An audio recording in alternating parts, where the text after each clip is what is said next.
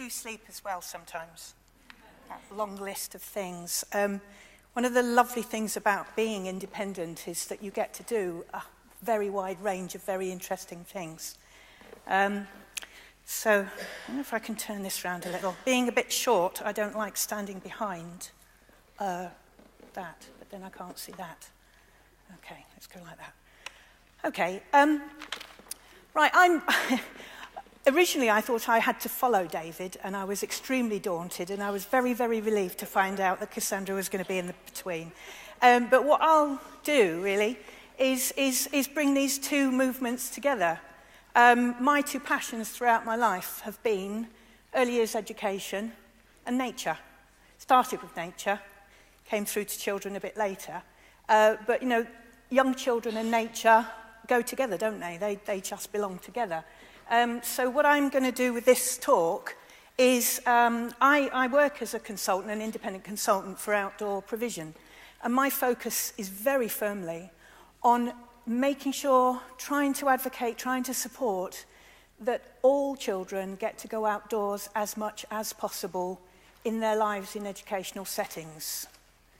Forest School movement is wonderful, but what I want to see is that stuff happening all the time, all children being able, having the option to access that kind of experience all the time. And what I want to show you is how easy it is to do. So I decided that this afternoon needed to be very optimistic toward years.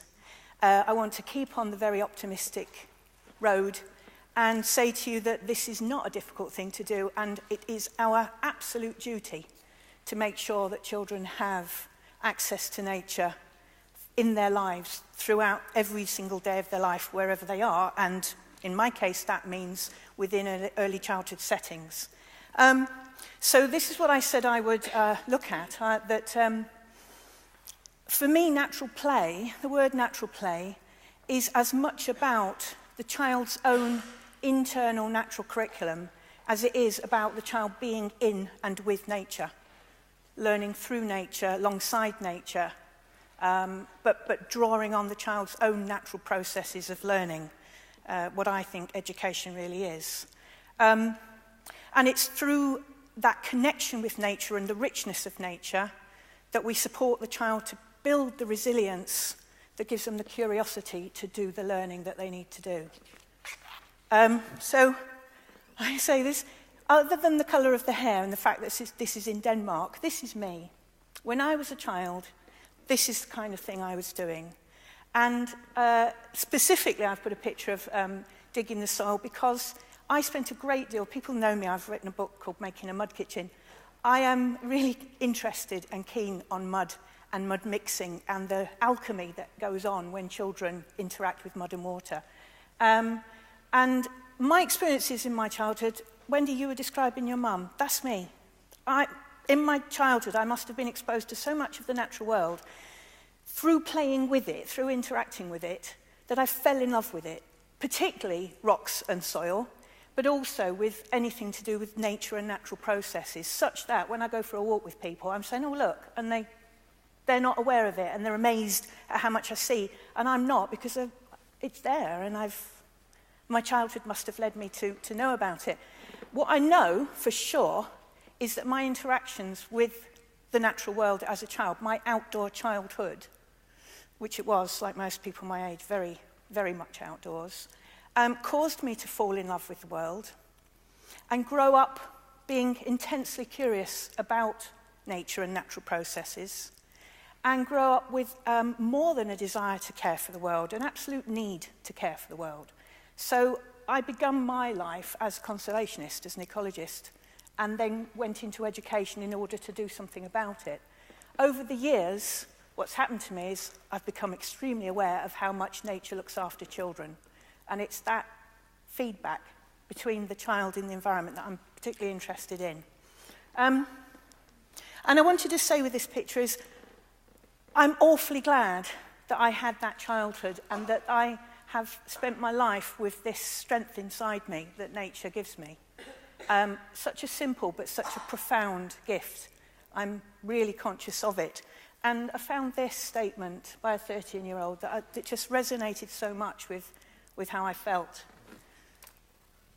It's hard when you get older, you can't see the notes you've made anymore.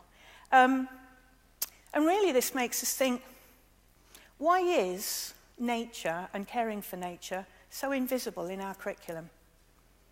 I've gone through the EYFS, like most of us, and you have to clutch at straws to see how is this curriculum supporting the child to become someone who is nurtured by nature and who wants to nurture nature. And it's quite a stark contrast if you look at the Welsh curriculum. The Welsh Early Years curriculum, you may not know, is a play and experiential learning up to 7 years old curriculum. Scotland has the same approach. We need to be doing something about, we know we need to be doing something about it, but I think it's an utter disgrace that our early years curriculum doesn't actually require outdoor space. I know the reasons why not, but the reduced, last week Elizabeth Truss apparently said the EYFS doesn't require free flow indoor outdoor play. No, it doesn't, but it should. And it's our job to make sure that the last 10 years of this growing awareness isn't lost and gets carried forwards, no matter what. We might be told that actually this matters an incredible amount. So this slide, so it's jumped forwards, is, perhaps you've been looking at it, is from the Australian curriculum. They have a lovely new curriculum called Being, Belonging, Becoming. I hoped you were there. Where are you, Sonia? Right, there you are. Being, Becoming, Belonging. And they say all of this specifically in their curriculum about the relationship of children to the land and the relationship of children to nature and how nature nurtures people. That runs very, very deep. And in this talk, I want to emphasize that this starts from birth. In the early years, we're extremely well placed, not only to make sure children have access to the nurture of nature and the interest of nature and the richness of nature for learning, but to also support parents to feel comfortable, confident, and want to take their children outdoors. I think several times over the last couple of days it's come up, parents, we need to be working on that very, very strongly. We are parents, and the parent body is our ally in the Safe Childhood movement. So in the early years, we're extremely well placed to support parents, and I don't know how children are going to be able to do what the National Trust is hoping to do at 7 if we haven't started at birth and helped the parents want to take their very young children outdoors and feel very comfortable and able to do it. And what I'm aware of is a lot of people now don't see the richness of nature and don't know that it's there to harness. So I want to show you some of that, so I better get on. So I'm not going to spend much time on this, but there is a huge amount of research about the value of the outdoors and being in nature and being physical outdoors in nature. Do you know what? I think there's 4 things you need. You need to walk, you need to be in nature, you need natural light, and you need chocolate. Because each of those things produces chemicals that make you feel good, dopamine and serotonin. And this thing, phytoncide, I've just discovered from this book called Your Brain on Nature. It's a whole book by 2 medics about what nature and being outdoors does for you, for your brain and your body. And there's this thing called phytoncides, which is basically the collective name for chemicals that plants, especially trees, release. And because we evolved in that environment, our bodies are tuned to that, and it makes us feel good.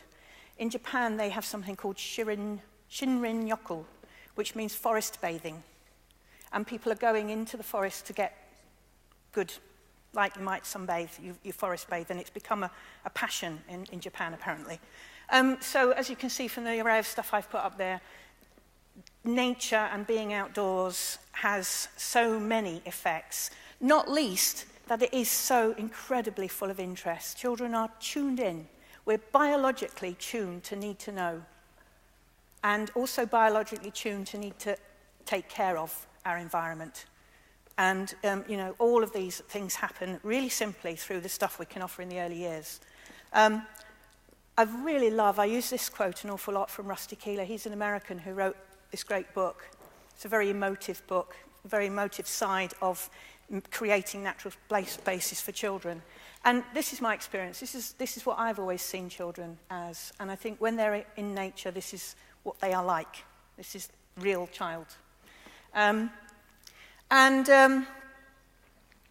other side of the coin, of course, nature looks after children, but what we need is to grow children who have all the capacities, all the dispositions that will help them look after nature.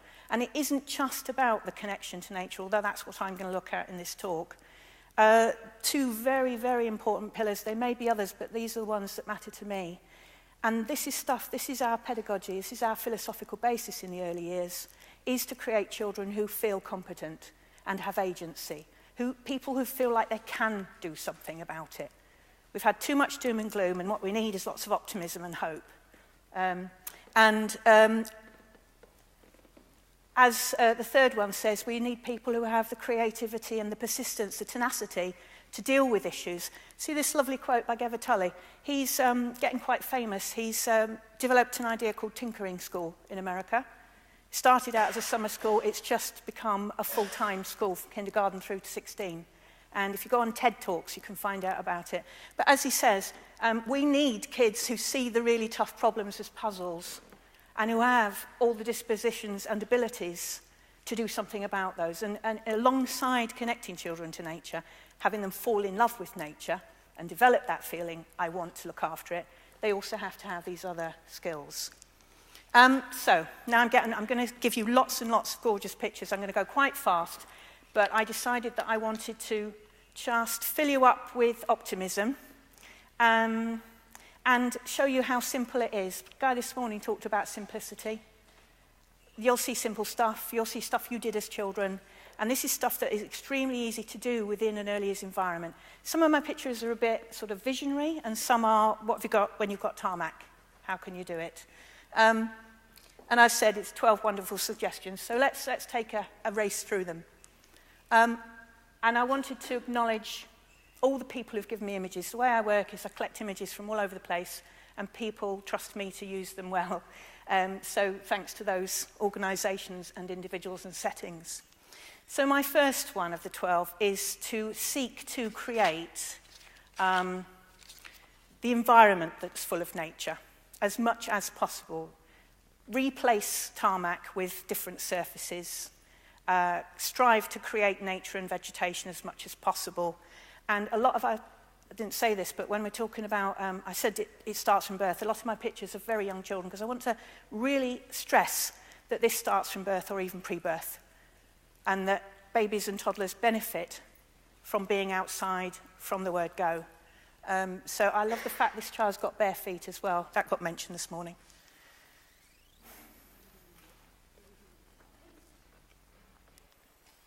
This image I'm particularly keen on. I can't talk about all the images, I'm going to go fast, but in this one, this little pathway goes into the willow tunnel.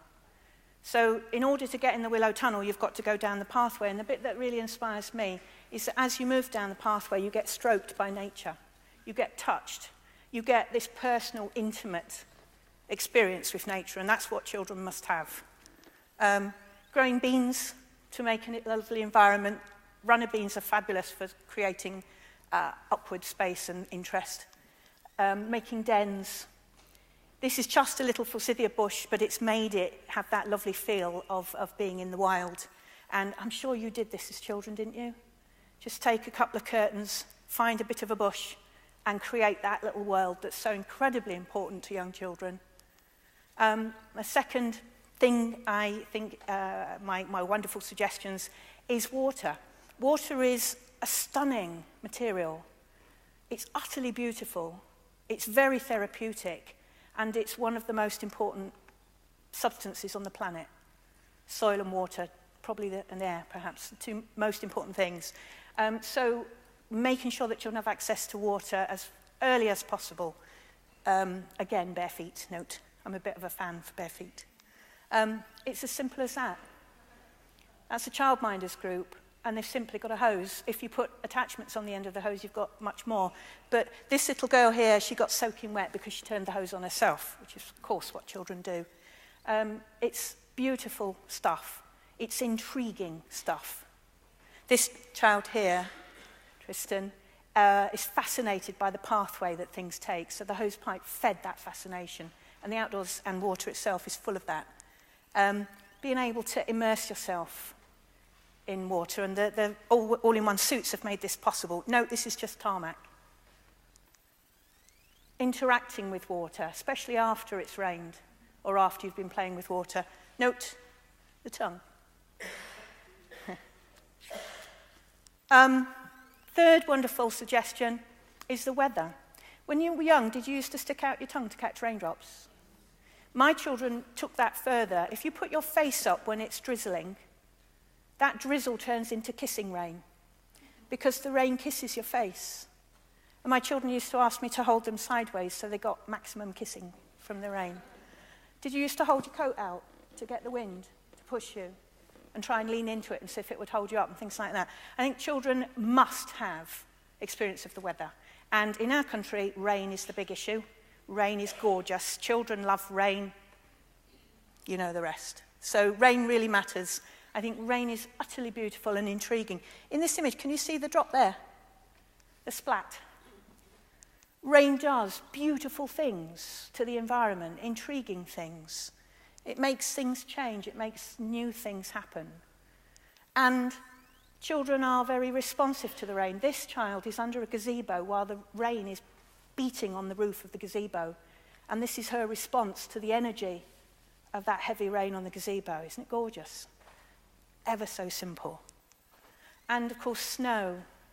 Tiniest bit of snow, we get reactions like this to this. And it goes on and on. I think, was the song we had at the beginning of yesterday by this man? Marvellous bloke, eh? And I just adore this. Forget not that the earth delights to feel your bare feet, and the winds long to play with your hair. Gets you, doesn't it? It gets me. Fourth wonderful suggestion is sand. And Sonia, I spent my childhood trying to dig to Australia. And when I went to Australia, I found they didn't try to dig back to England. Exactly. It's not good enough. I spent years trying to get to Australia doing this. And again, look, the tongue. It's lovely. So sand needs to be big and deep, and you need to be in it. You need to be in it with other people, and you need to dig deep, deep, deep. So a sand tray indoors is a very feeble partner to the outdoors. Gravel makes gorgeous material.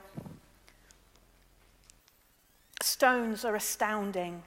The feeling of stones in your hand and the way they behave in gravity, as well as what you can do with them and what they look like. And you can do intriguing things like this. These are actually just painted with poster paint and then yacht varnished over the top so that they stayed, the colour stayed. And this is at Wingate Children's Centre. The children had been to the real Tyne. And when they came back, they created their own River Tyne. And I love this kid's face. Can you see? He knows what's coming. Fifth wonderful suggestion, and this is probably my main one, is soil and mixing soil with water in that phenomenal context of the mud kitchen. But I think soil itself is terribly important stuff, and it's extremely important our children interact with it and understand it. And that, you know, if you're going to understand that plants grow in the soil, you need to have experienced soil. You need to poke at things, muddy things here. Tristan here, he took a fingerful and then he wrote with it. Then you get into transforming soil, mixing it with water and creating something new. And that starts to take you into all sorts of places. From toddlers who just want to transfer and mix and maybe transport, definitely transport, through to the beginnings of alchemy and mystery,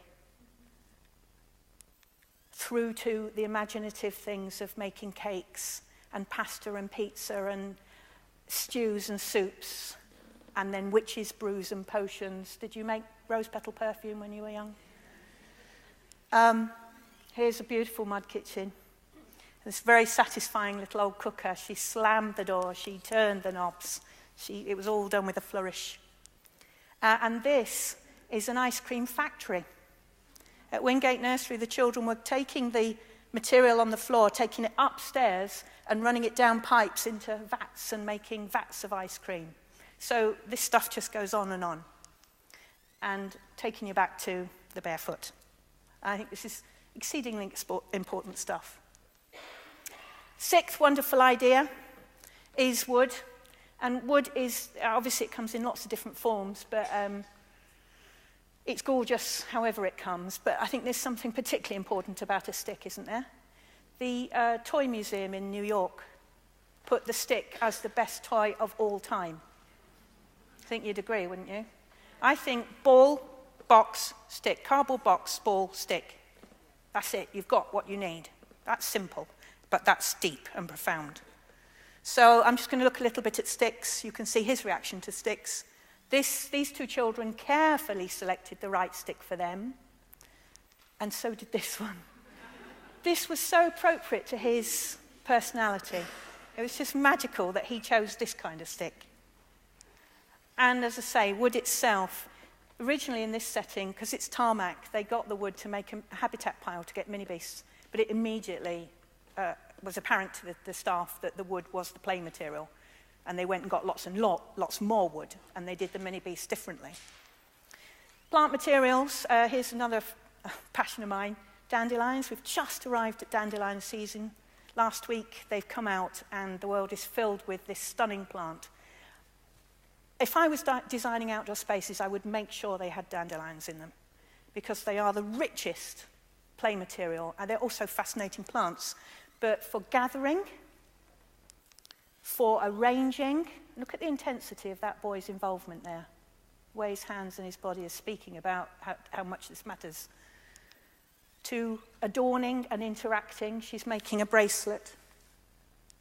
And then on to other plant material like this. You know, there's just a few days each year where this can happen, but it's incredibly important and beautiful. But all through the year, there's something that's in abundance in terms of plant material, and we can really harness that. The teacher here asked all the children to bring in conkers so that they had a vast supply. And aren't they gorgeous when they're fresh? They're really utterly stunning. Here, leaves are around for months. Not only are they abundant, they're around for a very long time. I watched this happening, and it looks like he might just be dumping it. He was doing this very thoughtfully, and the leaves were falling through his hands into the wheelbarrow. It was a deep process. And then, of course, this matters. I use this image a great deal, and I always say, do children get enough of this? Is it now our job as early childhood professionals to make sure, in our settings, and to support parents, to make sure this happens? Being nurtured by nature, this sort of personal, everyday, intimate contact with nature.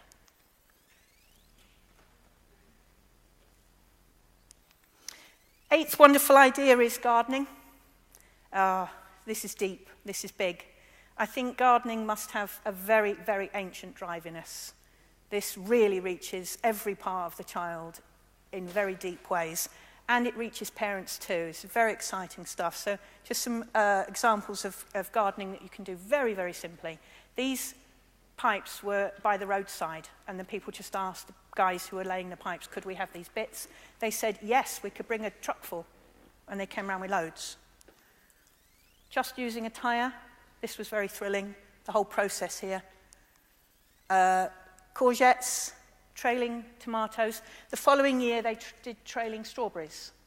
And that mechanism allows you to lower it down, water it, and raise it back up. The parents donated these materials. And I think that's an important process in itself. Runner beans, as I said, just brilliant. We learned so much. This is a project I did with Learning Through Landscapes. We learned so much about everything through this project. And harvesting, obviously, the finale. I think it's quite good to start in September with the harvesting and then go through to the seeds, so that, you know, you've got the meaning at the beginning. He's balancing the cabbage at the top, so he's having to be very careful about how he transports it there. And in this case with the leaves, these children are making compost. Obviously the leaves get played with lots of times, so they have to be recollected lots of times. But they're on their way to making compost. So these children care for their environment and create their own nutrition for the soil. Growing leads you on to creatures, because there's always, where you've got plants, you've always got creatures. Sorry if anybody finds that difficult. I think it's an outrageous picture. I love it. And this one, how long is a worm? Well, it depends, doesn't it? And this picture, thanks to LTL for these two pictures, this is a truly important picture. To think about the pedagogy of early years and the fact that you would not intrude and ask how many legs and what colour. You would take the photograph. You would take the photograph, you'd stand back and you'd wait for the explosion of desire to know and to talk that would come. And maybe this is coming back. People are getting chickens, and I think we're getting a bit more courage and a bit more understanding about how much this matters over the worries of health and safety and so on. Yeah, she's called Amber. I met a setting, you like this, Sonia? A setting that had a pair of guinea pigs, and they called them Awe and Wonder. Number 10. We mustn't forget, I'm a scientist, so I tend to look at the processes and the intrigue and the curiosity and the fascination. But of course, the way children look at their world and the way they make sense of the world is through their imaginations. And this is how they connect to the world as well. The stories that you tell, the stories that grow from your experiences, are what connects you to this. So this is a terribly important process too. And I think we've got all sorts of possibility. Let me show you a few. I don't know if fairies come out of the winter, but you can try. You can make your own fairies. Isn't that lovely? Especially for slightly older children. Outdoors is amazing for Small World. I was inspired by a picture from Australia, but then we did our own, and it was even more messy. You don't need a builder's tray outside to do Small World. Even a crack in the ground with a bit of weed is a small world. And those places are very, very visible to children. This is a little hole at the base of the tree. The children here said that a shark lived in the tree. What was a constant theme here, they're in a woodland, was that it was a scary place. But what they would immediately do was make it unscary, because this scary shark became a baby shark, and then the baby shark lost his mummy. And there he is. The baby shark is in this little girl's hands, and she's caring for him. So he was scary, and he's become something that she needs to look after, because he needs to be looked after. And look at that. And we can harness that kind of thing. That's in a wood at Sandfield Natural Play Centre. But this is a picture from Sweden where a parent had made this lovely little hobby horse. And notice especially the head is made out of a piece of wood. 11th wonderful idea is terribly important as well. We need lots and lots of downtime. Children need a great deal of time to just be with nature, be in nature. Just being. Don't need to be doing. The being is what matters. And I think we need to be making sure that our environments are soft enough to hold children. And actually, adults in a hard environment get very tired, and then they can't. What we were saying this morning, Wendy, about looking after the adults, the softness matters as much. And so we need to be looking for ways to bring softness and downtime and that kind of dreaming state. Margaret Macmillan talked about reverie. In 1919, she talked about reverie being as important as sleep and something she saw in children every day. I have to say, that image is actually from Denmark, but we need to try and get that kind of feeling for children. And we can do it with places that you can just pause. This is lovely. See the arbour? If it was a swing seat, you'd also get that lovely rocking motion. This is from America. And I just think that's my ultimate transition zone to the outdoors. And we need to make sure children can do this. Just think, this is a very hot day. She'd been very active that morning. And now she's got the cool earth and the soft grass and the dappled light and the gentle breeze and the flannelette blanket. And here's another campaign of mine. Why have we stopped doing this? And why can't we bring it back in? Because babies do sleep better outdoors. They do sleep longer and they do wake up happier. And lots of people are doing this now. This is from England. So the prams are pretty good, aren't they? And then my 12th wonderful idea, I've got 2 minutes left, is to harness the immediate environment outside the early years setting. Not a big trip requiring multiple risk assessments. Using the streets immediately outside your boundary. There's stuff happening in those places that you can't get in your own outdoor space that matter. Locality and community are in those spaces. Children love to forage as well, so that's why that picture's there.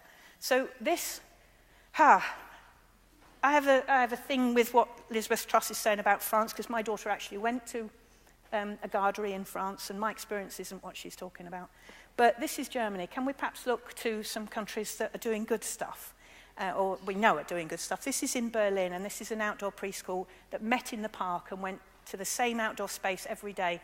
The over threes got on the bus and went to a selection that they chose that morning. But the youngsters went to the same place, and this is the place they went into. She's 13 months. She's highly capable, and so are our children.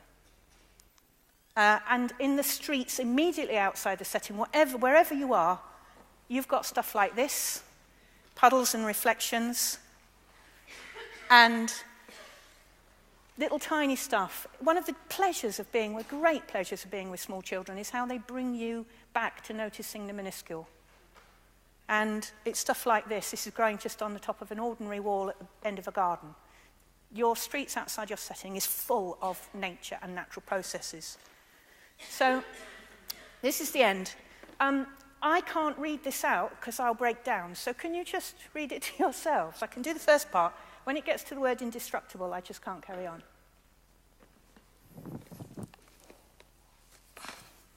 It's this book here. Rachel Garson is my hero. She's the lady who began the conservation movement. But she wrote this book for parents. And it is dripping. Every single word is as deep as this, and important as this.